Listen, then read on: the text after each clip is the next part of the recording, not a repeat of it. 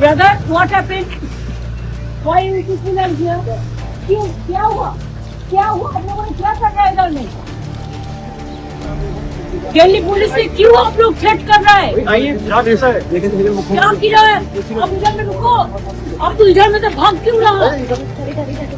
दिल्ली घबरा गया है, इसी के लिए हम आते हैं तो घबरा जाता है। देश की राजधानी दिल्ली की सियासत एक बार फिर गर्मा गई। पश्चिम बंगाल की मुख्यमंत्री ममता बनर्जी जैसे ही राजधानी पहुंची, उनके तेवर बेहद सख्त नजर आए। ममता ने आरोप लगाया कि जब बंगाल केंद्र सरकार के कार्यक्रमों में रेड कारपेट बिछाता है तो बदले में बंगाल को अपमान और भेदभाव मिलता है। दिल्ली दौरे पर पहुंचे पश्चिम बंगाल की मुख्यमंत्री ममता बनर्जी एक बार फिर आक्रामक अंदाज में नजर आई। So I am going to Bangko Bhavan to see our people and to see the atrocities of this Delhi police. I will request the Home Minister not to behave like this. When you come to Bengal, we give you the red carpet. And when you came in Delhi, you give us a black carpet. We'll follow the black result. Please restrain yourself. बंग भवन में Delhi police की तैनाती को लेकर ममता ने सीधे सीधे केंद्र सरकार और बीजेपी पर निशाना साधा। ममता बनर्जी ने कहा कि जैसे ही वो दिल्ली आती है, बीजेपी घबरा जाती है और डर के मारे पुलिस भेज दी जाती है। दिल्ली घबरा गया है, इसी के लिए हम आते हैं तो घबरा जाता है। हम 2 साल ज्यादा नहीं आए भाई, ज्यादा आने से तो हम लाखों लेके आ सकते थे। मैं सिंबॉलिक 50 परिवार है जिसको जिंदा है, लेकिन उसको मौत दिखा दिया। दरअसल पश्चिम बंगाल की सीएम ममता बनर्जी ने सोमवार को दिल्ली पहुंचते ही केंद्र सरकार, निर्वाचन आयोग और दिल्ली पुलिस पर निशाना साधा। आज शाम वो 15 सदस्यों के प्रतिनिधि मंडल के साथ मुख्य चुनाव आयुक्त ज्ञानेश कुमार से मुलाकात करेंगे। प्रतिनिधि मंडल में टीएमसी के महासचिव अभिषेक बनर्जी समेत कई सांसद शामिल। दिल्ली में ममता बनर्जी ने कहा कि बीजेपी बंगाल को बदनाम कर रही है। उन्होंने कहा कि हम आंदोलन करने नहीं आए, मगर इस दौरे को इससे जोर कर डर का माहौल बनाया जा रहा है। हम कोई एजुकेशन नहीं करने के लिए आया। अगर हम एजुकेशन करते तो आप लोगों को हम दिमाग खराब कर देते। अगर आप हमको कुछ ऐसा करेंगे बेइज्जती, तो हम भी इज्जत का सब काम लेना चाहता है। ये लोग क्या रास्ता पे रुकेगा, सड़क पे रुकेगा?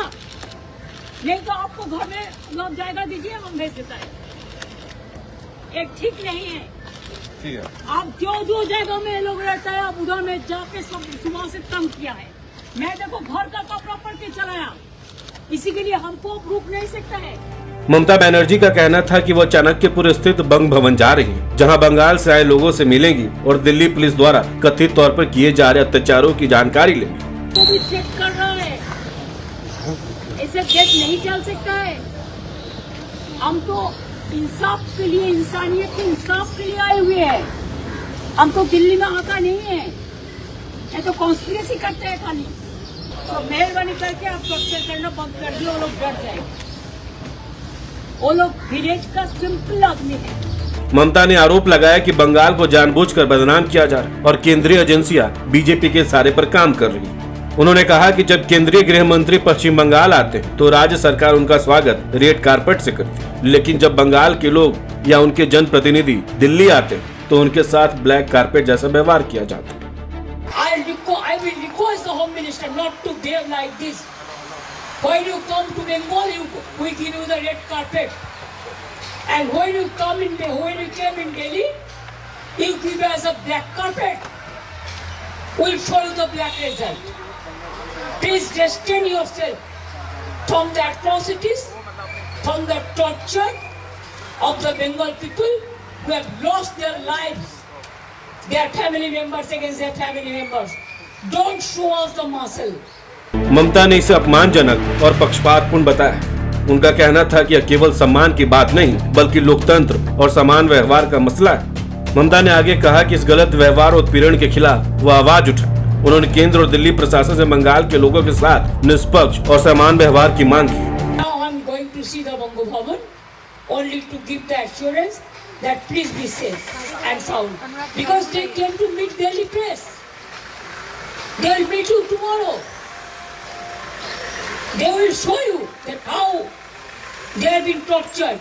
Don't you think media have the right to know? Tomorrow 3 o'clock there is a meeting. Media has been called. There is a press conference in Bangko Bhavan. वहीं दिल्ली में बंग भवन पर सुरक्षा कर्मियों की तैनाती पर सवाल उठाते हुए ममता बनर्जी ने कहा कि देखिए दिल्ली पुलिस क्या कर रही, हम उनकी आलोचना नहीं करेंगे क्योंकि यह उनकी गलती नहीं। दिल्ली पुलिस की एक बस यहाँ लाई गई। उन्होंने आरोप लगाया कि दिल्ली पुलिस समेत सुरक्षा एजेंसियां बीजेपी के इशारे पर काम कर रही हैं। उन्होंने कहा कि जब दिल्ली में कोई विस्फोट होता है तो दिल्ली पुलिस कहाँ जाती। सीएम ममता ने कहा कि वो वैसे 50 लोगों को साथ लाई हैं जिन्हें एसआईआर में मृत घोषित कर दिया गया। हमारा बहुत सारे परिवार आया जो जिंदा है, जिसको मौत दिखाया वोटर लिस्ट से हटाने के लिए, उसका हक छीनने के लिए। तो इसी के लिए मैं जब सुना मैं चलाया, जिधर जिधर में वो है उधर में दिल्ली पुलिस भेज दिया है। जब दिल्ली में एक्सप्लोजन होता है तो तब दिल्ली पुलिस कहाँ रहता है। हम दिल्ली पुलिस को ब्लेम नहीं करेंगे, हम तो ब्लेम करेंगे उसको जो माथा पे है, उसको हिमालयन इनकॉम्पिटेंस है, देश को सुरक्षा नहीं दे सकता है, बंगाल को ऊपर टर्चर करते हैं, आम जनता को ऊपर टर्चर करते हैं और एसआईआर का नाम पे सत्यानाश कर रहा है। दरअसल ममता बनर्जी के दिल्ली आने से पहले टीएमसी ने एक्स पर कहा कि आज ममता बनर्जी और अभिषेक बनर्जी के नेतृत्व में 15 सदस्यीय प्रतिनिधिमंडल मुख्य चुनाव आयुक्त से मिलेगा ताकि बंगाल में एसआईआर के पक्षपातपूर्ण, मनमाने, भेदभावपूर्ण और राजनीतिक रूप से प्रेरित आचरण पर हमारी गंभीर चिंताओं को औपचारिक रूप से दर्ज किया जा सके। हालांकि दिल्ली पुलिस सूत्रों ने आरोपों को खारिज करते हुए कहा कि बंग भवन के किसी भी परिसर में किसी की आवाजाही पर रोक नहीं की गई।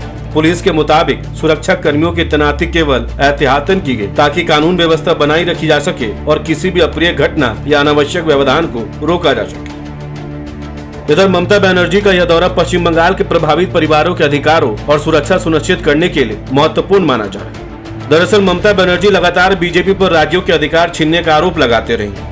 फिर चाहे राज्यपाल का मुद्दा हो, ईडी सीबीआई की कार्रवाई या अब दिल्ली में बंग भवन की सुरक्षा, ममता हर मोर्चे पर केंद्र को घेरती नजर आती है। ममता ने साफ शब्दों में कहा है कि लड़ाई सिर्फ बंगाल की नहीं बल्कि संघीय ढांचा और लोकतंत्र को बचाने की।